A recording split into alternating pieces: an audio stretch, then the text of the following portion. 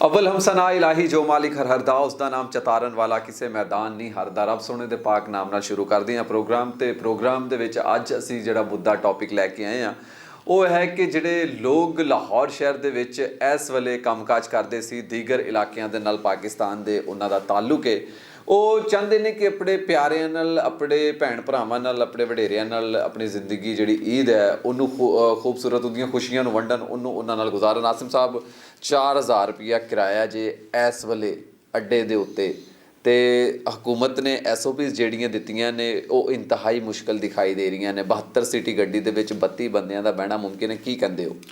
ਦੇਖੋ ਜੀ, ਅਸੀਂ ਇਹਦੇ ਤੇ ਬੇਹੱਦ ਪ੍ਰੋਗਰਾਮ ਕਰ ਚੁੱਕੇ ਹਾਂ।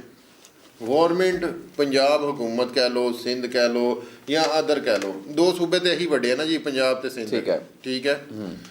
नाकस कारकरदगी, कोई फैसला ऐसा नहीं कि जड़ा आवाम वास्ते सोचा जाए, वो पहले ही मरे पे है। ठीक है। देखो जी, मार्च का लॉकडाउन लगा है, मई खत्म होने वाला है। बहुत सारे लोगों को बहुत सारिया मुश्किलात सी, लेकिन किसी ने अगे होके उन्होंने कोई गल नहीं सुनी। ਹੁਣ ਮੈਨੂੰ ਦੱਸੋ ਕਿ 72 ਸੀਟਰ ਗੱਡੀ 'ਚ ਉਹ 32 ਬੰਦਿਆਂ ਨੂੰ ਬਿਠਾਏਗਾ ਤੇ ਉਹ ਕੀ ਕਮਾਏਗਾ? ਤੇ ਫਿਰ ਜਿਹੜਾ ਫਿਊਲ ਹੈ ਉਹ ਵੀ ਫਿਰ ਉਹ ਚੀਜ਼ਾਂ ਕਿੰਦੇ ਤੇ ਪੈਣੀਆਂ? ਫਿਊਲ ਦੇਖੋ ਜੀ, ਫਿਊਲ ਆਇਆ ਥੱਲੇ, ਤੁਸੀਂ ਠੀਕ ਕਹਿੰਦੇ ਹੋ, ਡੀਜ਼ਲ ਥੱਲੇ ਆ ਗਿਆ। ਠੀਕ ਹੈ। ਲੇਕਿਨ ਦੇਖੋ, ਡੀਜ਼ਲ ਥੱਲੇ ਆਉਣ ਨਾਲ 32 ਸੀਟਾਂ ਨੂੰ ਤਾਂ ਕਵਰ ਨਹੀਂ ਕਰੇਗਾ। ਤੇ ਉਹ ਸਾਰੀਆਂ ਚੀਜ਼ਾਂ ਨੂੰ ਪੂਰਾ ਕਰਨ ਵਾਸਤੇ ਉਹਨਾਂ ਨੇ ਕਿਰਾਇਆ ਵਧਾਉਣਾ ਹੀ ਵਧਾਉਣਾ ਹੈ। ਸਭ ਤੋਂ ਮੇਨ ਚੀਜ਼ ਦੇਖੋ, ਗੌਰਮੈਂਟ ਨੇ TV 'ਤੇ ਬਹਿ ਕੇ ਮੀਟਿੰਗ ਕੀਤੀ, TV ਨੂੰ ਬੁਲਾਇਆ, ਉਹਦੇ 'ਤੇ ਪ੍ਰੈਸ ਕਾਨਫਰੰਸ ਕਰ ਦਿੱਤੀ ਜੀ ਅੱਜ ਅਸੀਂ ਰਿਲੀਫ ਦੇ ਦਿੱਤਾ। ਉਹ ਜਾ ਕੇ ਉਹਨਾਂ ਦੀ ਸੁਣੋ, ਤੁਹਾਨੂੰ ਕੀ ਮਸਲੇ, ਕੀ ਮਸਾਇਲ ਹੈ, ਕਿਸ ਤਰ੍ਹਾਂ ਮੈਨੇਜ ਕਰੀਏ। ਤੁਹਾਨੂੰ ਤਾਂ ਬਿਠਾਉਣਾ ਚਾਹੀਦਾ ਸੀ ਟਰਾਂਸਪੋਰਟਰ ਨੂੰ। ਅੱਡਾ ਮਾਫੀਆ ਦੇ ਦਰਮਿਆਨ ਤੇ ਜਿਹੜੀ ਹਕੂਮਤ ਹੈ ਪੰਜਾਬ ਸਰਕਾਰ ਦੇ ਦਰਮਿਆਨ ਇੱਕ ਜੰਗ ਜਿਹੜੀ ਹੈ, ਲੜਾਈ ਜਿਹੜੀ ਹੈ, ਉਹਦੇ 'ਚ ਪਿਸਦੀ ਤੇ ਆਖਰ ਗਰੀਬ ਆਵਾਮ ਹੀ ਪਈ ਹੈ ਨਾ, ਉਹਦਾ ਨੁਕਸਾਨ ਮੁਸਲਸਲ ਹੋ ਰਿਹਾ ਹੈ। ਦੇਖੋ ਜੀ ਖਾਨ ਸਾਹਿਬ, ਪਿਸਦੀ ਹਮੇਸ਼ਾ 70 ਸਾਲਾਂ 'ਚ ਆਵਾਮ ਹੀ ਹੈ। ਦੇਖੋ, ਦੁਨੀਆ ਜਿਹੜੀ ਤਰੱਕੀ ਕਰਦੀ ਹੈ ਨਾ ਜੀ, ਉਹ ਕਨਸਰਨ ਬੰਦਿਆਂ ਕੋਲ ਜਾਂਦੀ ਹੈ, ਮੁਤਲਕਾ ਬੰਦਿਆਂ ਕੋਲ ਜਾਂਦੀ ਹੈ, ਉਹਨਾਂ ਦੀ ਸੁਣਦੀ ਹੈ, ਆਪਣੀ ਸੁਣਾਉਂਦੀ ਹੈ, ਵਿਚਲਾ ਰਸਤਾ ਕੋਈ ਲੱਭ ਜਾਂਦਾ। ਤੁਸੀਂ ਮੀਟਿੰਗ ਕੀਤੀ ਘਰ ਬੈਠ ਕੇ ਆਪਣੇ ਬਜ਼ੁਰਗਾਂ ਨਾਲ, ਜਿਨ੍ਹਾਂ ਨੂੰ ਪਤਾ ਹੀ ਕੱਖ ਨਹੀਂ, ਤੇ ਫੈਸਲਾ ਲੈ ਲਿਆ ਤੇ ਫੈਸਲਾ ਲੈ ਲਿੱਤਾ ਜੀ ਅਸੀਂ ਇਹ ਫੈਸਲਾ ਦੇ ਦਿੱਤਾ। ਉਹ ਟਰਾਂਸਪੋਰਟਰਾਂ ਨੂੰ ਬੁਲਾਓ, ਉਹਨੂੰ ਬਿਠਾਓ, ਉਹਨੂੰ ਪੁੱਛੋ, ਆਪਣਾ ਕੋਈ SOPs ਦਿਓ, ਫਿਰ ਉਸਦੇ ਦੇ ਉੱਤੇ ਬਹਿਸ ਕਰੋ, ਫਿਰ ਜੋ ਬਿਹਤਰ ਫੈਸਲਾ ਹੋਵੇ ਉਹਦੇ 'ਚ ਗੜਬੜ ਨਹੀਂ ਹੁੰਦੀ। ਉਹਨਾਂ ਨੂੰ ਵੀ ਪਤਾ ਹੁੰਦਾ ਕਿ ਅਸੀਂ ਕਿਸੇ ਜਗ੍ਹਾ 'ਤੇ ਜਾ ਕੇ ਇਹ ਚੀਜ਼ਾਂ ਨੂੰ ਮੰਨ ਕੇ ਆਏ ਹਾਂ। ਅਤੇ ਇਸ ਵਾਸਤੇ ਬਹੁਤ ਜ਼ਿਆਦਾ ਗੈਪ ਹੈਗਾ ਸਾਡੇ ਹਕੂਮਤਾਂ ਦਾ, ਸਰਕਾਰਾਂ ਦਾ ਅਤੇ ਆਵਾਮ ਦੇ ਨਾਲ, ਅਤੇ ਬਹੁਤ ਸਾਰੀਆਂ ਚੀਜ਼ਾਂ ਠੀਕ ਹੋਣ ਦੀ ਜ਼ਰੂਰਤ ਹੈ। ਲਾਕਡਾਊਨ ਹੈ, ਲਾਕਡਾਊਨ ਦੇ ਵਿੱਚ ਅਗਰ ਦੇਖਿਆ ਜਾਵੇ ਪਬਲਿਕ ਟਰਾਂਸਪੋਰਟ ਵੀ ਬਹੁਤ ਜ਼ਰੂਰੀ ਹੈ। ਉਸ ਤੋਂ ਇਲਾਵਾ ਸੁਪਰੀਮ ਕੋਰਟ ਨੇ ਮੁਦਾਖਲਤ ਕਰ ਦਿੱਤੀ, ਹਕੂਮਤੀ ਫੈਸਲਿਆਂ ਨੂੰ ਕਾਲਾਦਮ ਕਰਾਰ ਦੇ ਦਿੱਤਾ।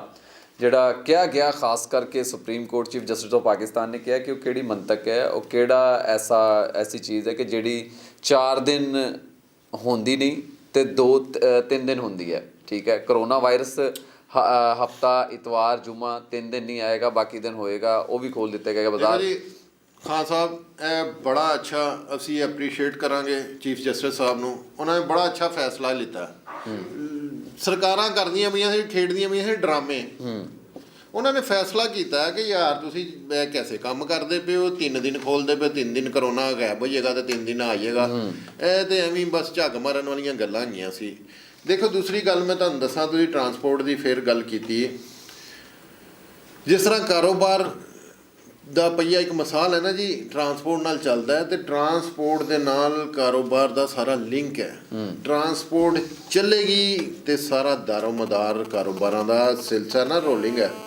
ਬਹੁਤ ਸ਼ੁਕਰੀਆ ਆਸਿਮ ਸਾਹਿਬ, ਬੜੀ ਖੂਬਸੂਰਤ ਤੁਸੀਂ ਗੱਲ ਕੀਤੀ ਹੈ ਕਿ ਆਖਿਰ ਹਕੂਮਤ ਨੂੰ ਵੀ ਖੁਦ ਮੁਖਤਿਆਰ ਹੋਣਾ ਪਏਗਾ, ਉਹਨਾਂ ਨੂੰ ਸੋਚ ਵਿਚਾਰ ਕਰਕੇ ਫੈਸਲੇ ਲੈਣੇ ਪੈਣਗੇ। ਆਖਿਰ ਜਦੋਂ ਵੀ ਕਿਸੇ ਐਸੇ ਜਿਹੜੇ ਮਾਫੀਆਜ਼ ਨੇ ਜਿਹੜੇ ਮੁਲਕ ਦੇ ਅੰਦਰ ਹਮੇਸ਼ਾ ਸਰਗਰਮ ਰਹਿੰਦੇ ਨੇ, ਉਹਨਾਂ ਦੀ ਲੜਾਈ ਹਕੂਮਤ ਦੇ ਨਾਲ ਹੁੰਦੀ ਹੈ, ਨੁਕਸਾਨ ਹਮੇਸ਼ਾ ਪਬਲਿਕ ਨੂੰ ਹੁੰਦਾ ਹੈ, ਆਵਾਮ ਨੂੰ ਹੁੰਦਾ ਹੈ। ਹੁਣ ਵੀ ਟਰਾਂਸਪੋਰਟ ਅਗਰ ਖੋਲ੍ਹ ਦਿੱਤੀ ਗਈ ਹੈ ਤੇ ਉਹਦਾ ਦਾਰੋ ਮਦਾਰ ਅਗਰ ਦੇਖੋ ਟੋਟਲ ਜਿਹੜਾ ਬੰਦ ਹੈ, ਅਗਰ ਜਿਹੜੇ ਕਿਰਾਏ ਨੇ ਉਹਨਾਂ ਦੇ ਵਿੱਚ ਇਜ਼ਾਫਾ ਕੀਤਾ ਗਿਆ ਹੈ ਜਾਂ ਉਸ ਤੋਂ ਇਲਾਵਾ SOPs ਜਿਹੜੀਆਂ ਲਗਾਈਆਂ ਗਈਆਂ ਨੇ, ਸਰਾਸਰ ਨੁਕਸਾਨ ਜਿਹੜਾ ਹੋ ਰਿਹਾ ਹੈ ਉਹ ਆਮ ਪਬਲਿਕ ਨੂੰ ਹੋ ਰਿਹਾ। ਇਹਦੇ ਤੇ ਸਰਕਾਰ ਨੂੰ ਸੋਚਣਾ ਪਏਗਾ। ਇਸ ਦੇ ਨਾਲ ਹੀ ਆਪਣੇ ਮੇਜ਼ਬਾਨ ਉਬੈਰ ਖਾਨ ਨੂੰ ਇਜਾਜ਼ਤ ਦੇਵੋ। ਅਗਲੇ ਪ੍ਰੋਗਰਾਮ 'ਚ ਦੁਬਾਰਾ ਮੁਲਾਕਾਤ ਹੋਏਗੀ। ਰੱਬ ਰਾਖਾ।